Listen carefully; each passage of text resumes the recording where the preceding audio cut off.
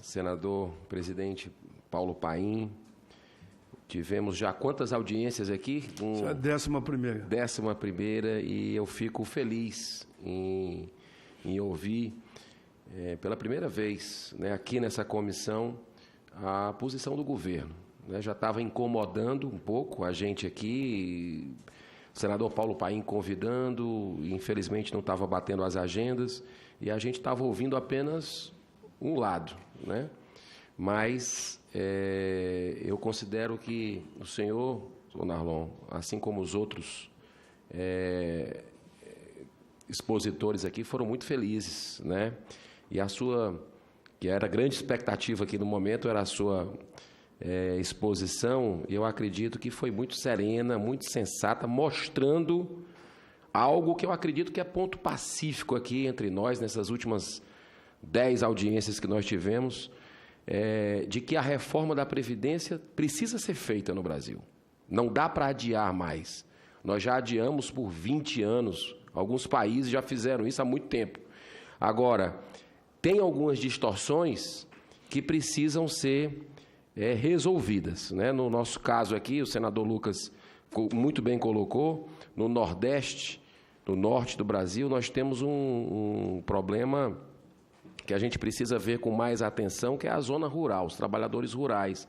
Nós somos um país continental, né? Então, as quadras chuvosas, todo o maquinário que se tem em algumas regiões do Brasil não se tem em outras.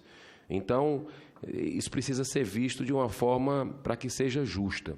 A questão do BPC, benefício da prestação continuada, no meu modo de entender, não sou dono da verdade, mas acredito que ninguém pode receber menos do que um salário mínimo.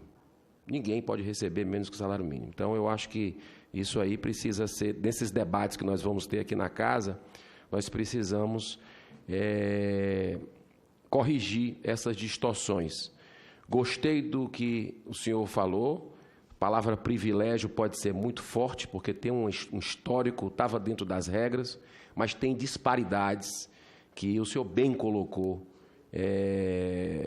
nessa sua exposição, que eu queria pedir até depois uma cópia, e o brasileiro não sabe dessas disparidades que existem de aposentadorias no Brasil, e a gente precisa corrigir.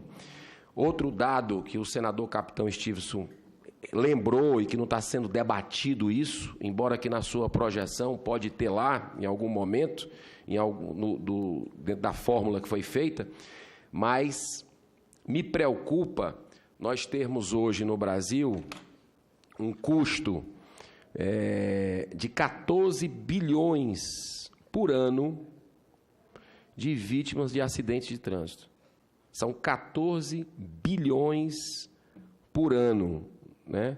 E eu levando para o lado da violência também, da crise que a gente vive de segurança pública, que é uma guerra que nós estamos vivendo no Brasil, pelo Fórum Brasileiro de Segurança Pública, nós tivemos 63 mil mortos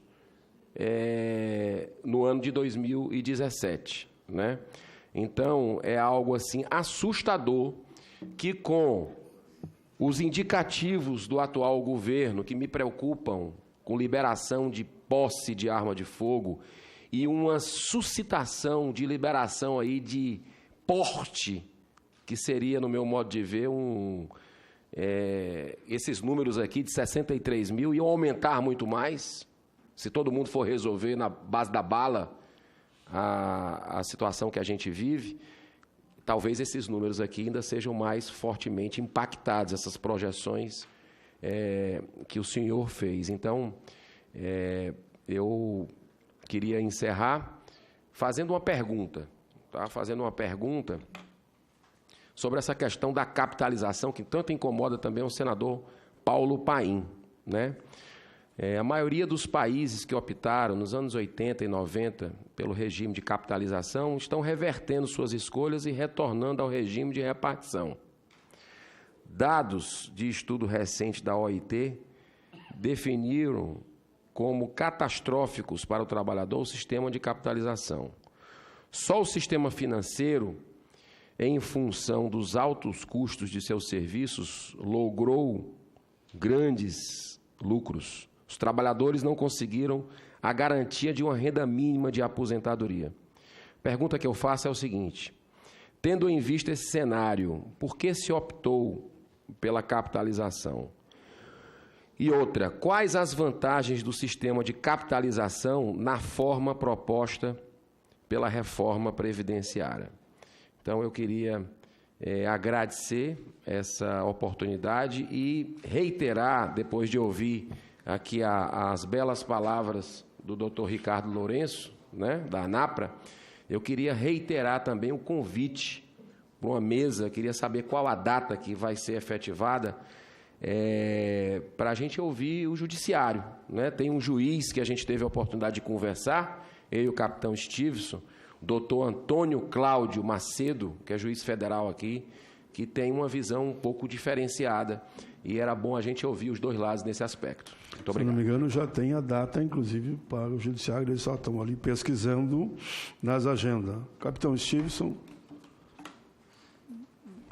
para que a gente tentar terminar no horário de sempre, que é em torno de meia hora, vocês fazem as colocações, a mesa também faz, e o representante do governo faz a fala final. Senhor Narlon, não é isso?